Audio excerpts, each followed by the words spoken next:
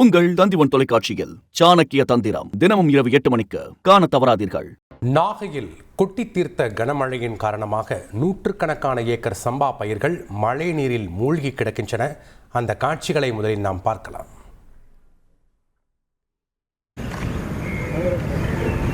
அப்படியா, ஒரு நிமிஷம் இருங்க வர.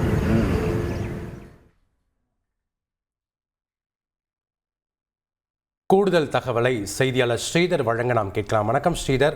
கடல் போல காட்சியளிக்கிறது விவசாய விளைநிலங்கள், பயிர்களை அங்கு மூழ்கி இருக்கக்கூடிய காட்சிகளை நம்ம பார்க்கிறோம். விவசாயிகள் முன்வைக்கக்கூடிய கோரிக்கைகள் என்ன, விவரங்களை பதிவு பண்ணுங்க. காவிரி நீரையும் மழையும் நம்பி பார்த்தீங்கன்னா நாகை மாவட்டத்தில் இந்த வருஷம் 1,75,000 ஏக்கரில் சம்பா சாகுபடி பணிகளை இந்த பகுதி விவசாயிகள் மேற்கொண்டனர். ஏற்கனவே இந்த வடகிழக்கு பருவமழையினால் இந்த பயிர்கள்லாம் நல்லா செழிப்பாக விளைஞ்சு வந்த சூழ்நிலையில் தற்போது ஏற்பட்ட இந்த காற்றழுத்த தாழ்வு மண்டலம் காரணமாக நாகை மாவட்டத்தின் கடமடை பகுதியில் தொடர்ந்து கடந்த 4 நாட்களாக அதிக கனமழை பெய்திருக்கிறது. குறிப்பாக 50,000 ஏக்கர் நெற்பயிர்கள் இந்த பகுதியில் மழை நீரால் சூழப்பட்டிருக்கிறது. 10,000 ஏக்கர் பரப்பளவில் பார்த்திங்கன்னா இந்த சம்பா பயிர்கள் தண்ணியில் மூழ்கி கிடக்கு. குறிப்பாக நாகை, தலைஞாயிறு, வேதாரண்யம் உள்ளிட்ட பகுதிகளிலையும் இப்போ நாம் இருக்கிற இந்த நரியங்குடி பகுதியிலையும் நூற்றுக்கணக்கான ஏக்கர் பயிர்கள் மூழ்கி இருக்குது. இதை கண்டு விவசாயிகள் வேதனை அடைஞ்சிருக்காங்க. தண்ணீரை இறங்க வைக்கலான்னு பார்த்தா இன்றைக்கி தொடர்ந்து நாகையில் தொடர்ந்து மழை பெய்து கொண்டு இருக்கிறது. இதனால் விவசாயிகள் என்ன செய்வது அறியாமல் தவிச்சிருக்காங்க. இது குறித்து அந்த பகுதியில் இருக்கிற விவசாயிகள்கிட்ட நம்ம கேட்போம். சார், இப்போ தொடர்ந்து நாகையில் மழை பெஞ்சிருக்கு, பயிரெலாம் மூழ்கி இருக்குது. இந்த பயிரை காப்பாற்றணும்னா என்ன பண்ணணும்? அரசாங்கம் உங்களுக்கு என்ன மாதிரியான உதவி செய்யணும்? காவிரி நீர் கிடைக்காத போதெல்லாம் கை கொடுத்த மழை எங்களை காப்பாற்றுச்சு. ஆனால் இன்றைக்கி மழையால் பிரச்சனை ஏற்பட்டிருக்கு. நாங்கள் பயிரிட்ட பயிர்கள் தூர் கட்டி சிம்பு வெடிக்கிற நேரத்தில் இந்த பயிர்கள் மழை பெஞ்சு தண்ணி முடியிருக்கு.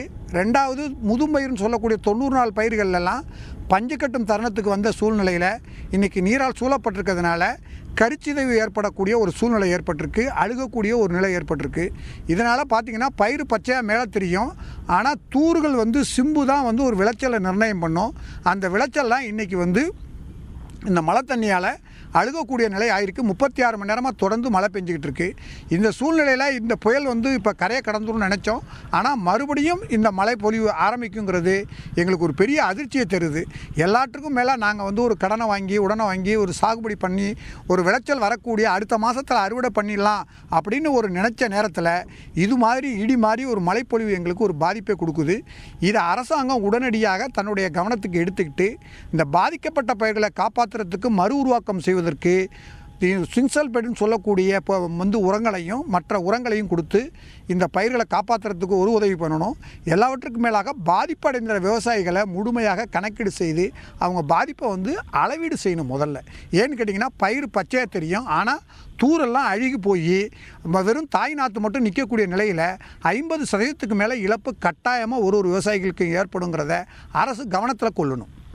குறிப்பாக இந்த வயல்களில் தேங்கியுள்ள இந்த பயிரானது அதிலே இருந்துச்சுன்னா அது அழுகி விவசாயிகளுக்கு அந்த செலவு செய்த பணம் கூட கிடைக்காது. எனவே அரசாங்கம் மேலே இருந்து தண்ணி வடிஞ்சதுக்கு அப்புறம் யதார்த்தத்தை பார்க்காம அவர்களின் அந்த பயிர்களின் நிலையை ஆராய்ந்து அதற்கான நிவாரணத்தை வழங்க வேண்டும் என்பது இந்த பகுதி விவசாயிகளின் கோரிக்கையாக உள்ளது.